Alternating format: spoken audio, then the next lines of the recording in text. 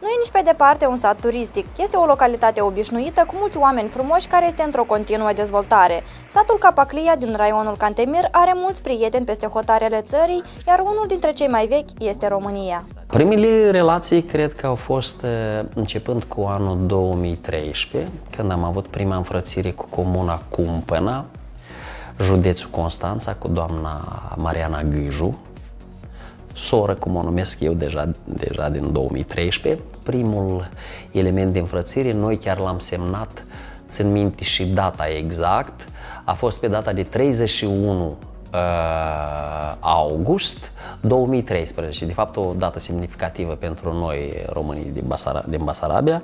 Pe lângă comuna Cumpăna, Capaclia s-a înfrățit cu orașul Târgu Ocna, iar la finele anului 2015 un acord similar a fost semnat între Capaclia și comuna Ciugut din județul Alba Iulia, numită cea mai bogată localitate din România. Însă o semnificație aparte o are înfrățirea cu comuna Niculițel din Tulcea, care localnicii o mai numesc cealaltă Capaclie. În comuna Niculițel au un sătuc micuț, un cătun așa de 3-4 case, care se numește Capaclia. Și noi o numim cealaltă Capaclie. Datorită acestor înfrățiri, în fiecare an, zeci de tineri din Capaclia merg la odihnă în România, unde reușesc să cunoască o cultură nouă, tradiții și oameni frumoși. Copiii noștri, în număr de 20-25, se duc la mare, gratuit, la Cumpăna, pentru că Cumpăna e alături de Marea Neagră. Deci doamna Mariana Gâju, cazarea totală, deci 3 mese pe zi și așa mai departe, ea ne asigură pentru copiii noștri, noi doar cu transportul ne ducem. La fel, datorită prietenilor din România, acoperișul casei de cultură a fost schimbat, iar în interior au fost efectuate reparații, deoarece localul se afla într-o stare nefavorabilă de mai mult de 3 decenii. Ne-am adresat și la colegii din România, de la Niculițel.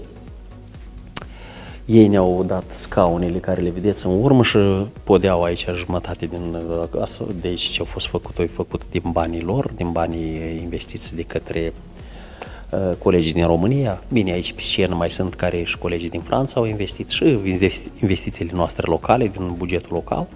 Și încetișor am ajuns la etapa de astăzi, unde deja nu ne este rușine chiar să invităm și sătenii și oaspeții.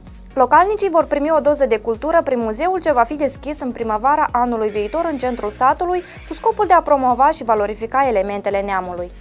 Finanțarea este din Târgu Ocna, de la primăria Târgu Ocna, și din partea la o familie din Târgu Ocna care mi-a dat chiar 500 de euro cash pentru muncitori ca să putem să-i achităm așa. Capaclia este printre zecile de localități care a semnat declarația simbolică de unire cu România.